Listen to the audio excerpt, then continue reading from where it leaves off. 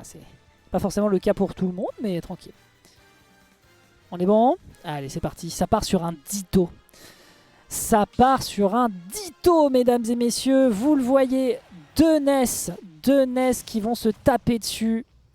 Ça va être énervé. C'est qui fait les meilleurs combos? C'est qui celui qui se déplace le mieux? C'est qui celui qui fait les meilleurs piquets fire? C'est la bagarre. Allons-y. Donc on rappelle, hein, c'est Greninsu qui joue le skin vert et le classique c'est Erwan. Qui pour l'instant fait déjà l'ouverture avec une toute petite phase, mais directement 10% qui sont absorbés par le magnet. Le magnet qui permet d'énormément se régénérer hein, par ailleurs. Donc il va falloir être prudent parce que évidemment les deux vont avoir besoin de faire des entrées en matière avec le piquet fire. Très très bien vu ici, un côté Greninsu qui rentre directement dans le vif du sujet et qui va gommer tout de suite l'écart qu'il y avait de présent entre les deux joueurs. Permettant d'ailleurs de prendre un joli lead. Bon, il y a 12% d'avance, ce qui n'est pas non plus monstrueux.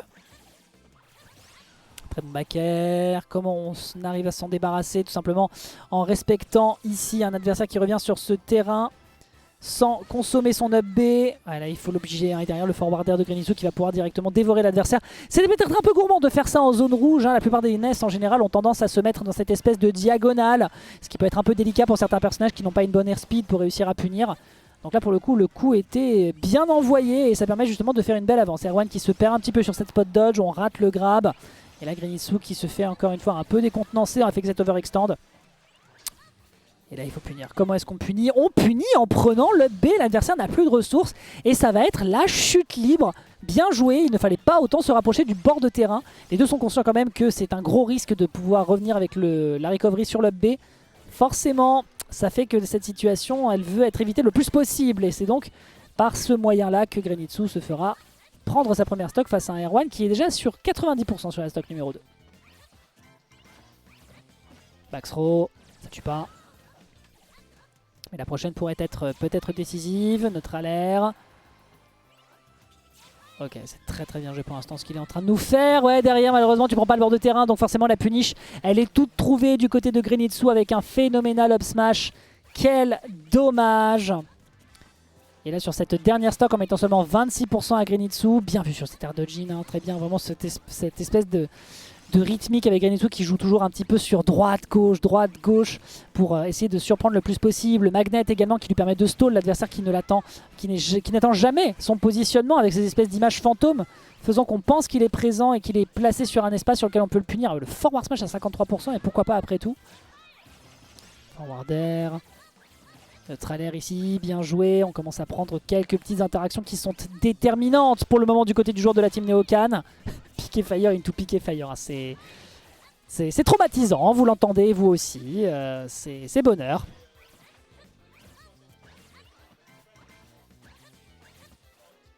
Ah, c'est en train d'essayer d'abuser par tous les moyens possibles. Imaginez, qu'est-ce que c'était que ce piqué flash, mon bon Erwan?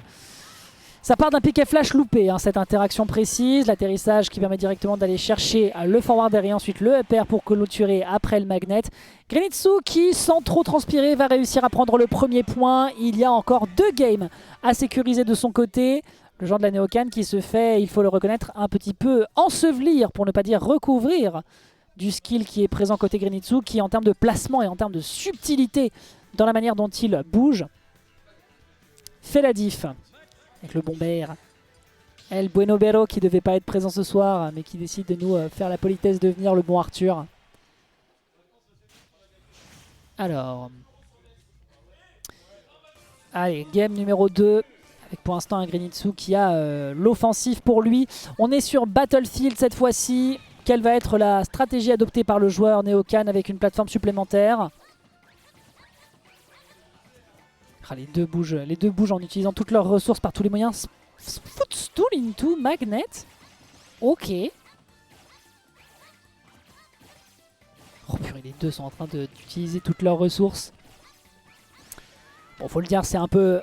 Faut le dire, voilà. Quand bien même j'ai du respect pour les deux joueurs, Greninsu, hein, je trouve vraiment qu'il se déplace bien avec son S, et Erwan, un joueur que je vois régulièrement en weekly, mais il faut quand même le dire, là c'est quand même un match de Mongolito. Hein. Là vraiment c'est abus sur abus de tout ce qu'ils ont sur eux. Pour essayer de repousser l'adversaire, essayer de dire à l'adversaire non, non, ça gicle. C'est bon. Bon, voilà. Grand respect, mais bon. Ah, le backer qui fonctionne bien. Là, c'est plutôt Erwan qui rentre un peu dans le tas. qui n'a pas encore trop conscience des moments où il peut lui rentrer dedans. Ça va directement confronter sur ce clank avec le yo-yo, ce qui fait que tu ne peux pas te faire punir. Et le père qui va finir par clôturer, permettant donc de punir un Erwan qui au final a envie de jouer par la voie des airs, hein, cette troisième plateforme, mais qui au final commence à s'anticiper légèrement. Ouais, l'up smash ici qui passe pas malheureusement, le magnet qui fait qu'on reprend le contrôle du terrain immédiatement de la part du joueur free agent. Et là, Erwan, il va falloir être impeccable pour punir. Ce sera le down smash qui va réussir à attraper l'adversaire sur une air dodge. Et oui, ne pas revenir avec le up B face au yo-yo. Forcément, tu es dans des hitbox et tu es vulnérable. 7% qui sont pris, on va pouvoir rebondir. On prend directement le bord de stage. Je m'attendais à ce qu'il rebondisse. Et on est sur une égalité quasi parfaite avec une ouverture qui continue de s'enchaîner face à un Erwan qui ne tech pas. Et malheureusement, l'enchaînement peut se faire un peu plus de l'autre côté. Et ça reste modeste. Ok, upper, upper. Ah, c'est donc ça qu'il voulait aller chercher. Mais on a réussi à trouver une SDI pour se libérer du côté de Grenitsu. Est-ce qu'on revient? Down smash. Plus de saut. Ok, bien vu. Upper. Back air. Il y a un manque de tech de la part de Grenitsu. Un bon back air ici qui est enchaîné. On est à 117%. Piqué flèche pour stall. Hein. Forward throw. Ah, back throw, ça durera pas. Il va falloir trouver une solution. Oh, ça c'était un peu flippant. Fais attention à la gueule de ton shield, mon ami. Et le père, encore une fois, qui est utilisé. Tu ne peux pas te permettre, d'autant que tu ne le voudrais, être sur cette plateforme. Et forcément, de l'autre côté, la punition est de mise.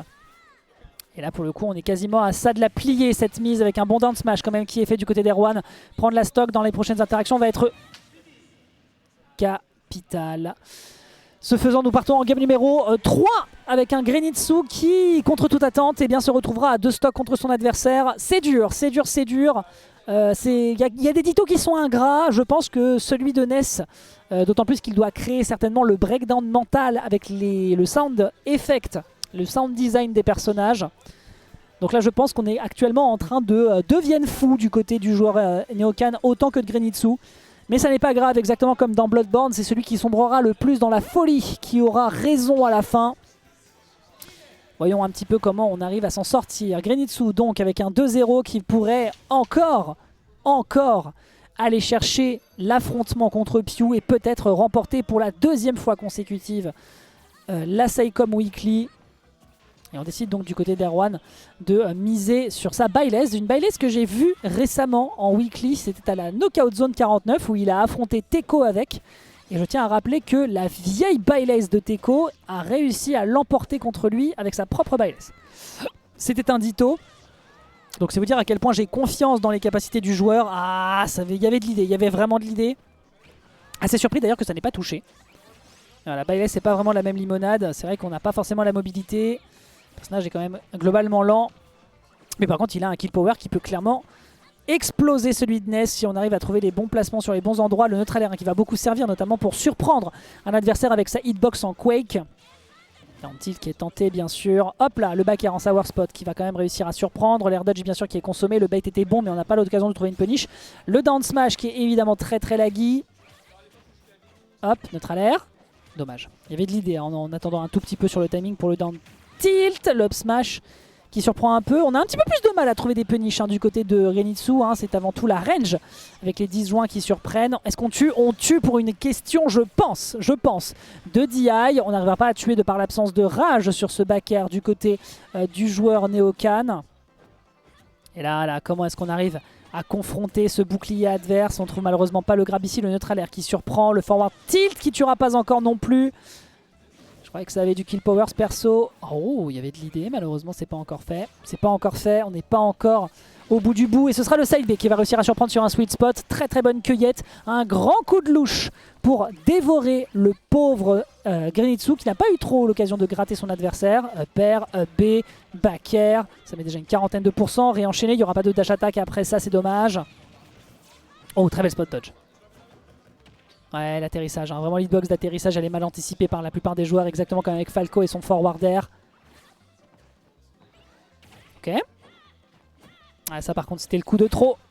Heureusement il n'y a pas beaucoup de knockback quand on est à bas pourcentage sur, sur cette back throw. Beaucoup de dégâts dans le shield. La prochaine interaction pourrait être décisive. Oh, ça va, on préfère la laisser. Le side B, ici, pour un adversaire qui essaye en permanence de garder cette mid-range qui lui est précieuse pour pouvoir magnet back air en profitant des disjoints du personnage. Et là, comment on se sort de là? Comment on se sort de là côté... hop, hop, d'un tilt. Ah, dommage. Ah, parce que là, il y avait de l'idée, hein. Là, il y avait des moyens de trouver un jab block et s'est trouvé avec ce forwarder qui va directement trancher entre les deux yeux l'écolier de Mother. Baxro, bien sûr, à 103% qui va pas encore aboutir à un kill. On prend le temps pour revenir, il n'y a pas besoin de se précipiter. Pas beaucoup de grabs qui sont faits par contre hein, du côté de la Bayless. Dommage, le up tilt à l'atterrissage hein, qui contre le grab adverse. Ouais, là c'est dur. Là c'est dur, là c'est dur. On veut gratter, malheureusement on n'aura pas l'occasion de le faire. On peut se permettre désormais de prendre un peu plus de risques. Et cette game 3, il va clairement falloir en prendre parce que son opposant n'attend qu'une chose, c'est de se qualifier pour aller réaffronter Pew. Ouais, ça part dans le mauvais sens. On revient pas! On ne revient jamais! Ah ok, bon. On n'a pas voulu prendre suffisamment de risques du côté de Erwan, je peux le comprendre. Le forward smash ici qui était intéressant, ça aurait pas tué peut-être à 40%, quoique ça reste Byleth. Forwarder, forwarder.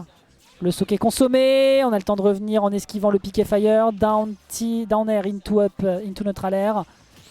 Ok. Ok, on a préféré s'enfuir et on a raison de le faire. Back air, très bien vu, 78%. C'est peut-être l'occasion pour lui d'enfin se débarrasser de Grenitsu sur cette game numéro 3. Ok, up air, attention à comment tu atterris mon cher Grenitsu. La tech qui est punie par le back air, ce n'est pas encore un kill de par le poids de Byleth. On va très très deep et on n'a pas l'occasion de revenir par simple peur. Et finalement ce sera le jeu mental qui fera la différence. Grenitsu sur un 3-0 qui va se débarrasser du joueur Neokan et qui va aller en direction de la revanche. Souvenez-vous, c'était la semaine dernière. C'était pas en grande finale d'ailleurs, sauf d'ailleurs je vous dis une bêtise. La semaine dernière c'était pas en grande finale. Il me semble que c'était en loser finale.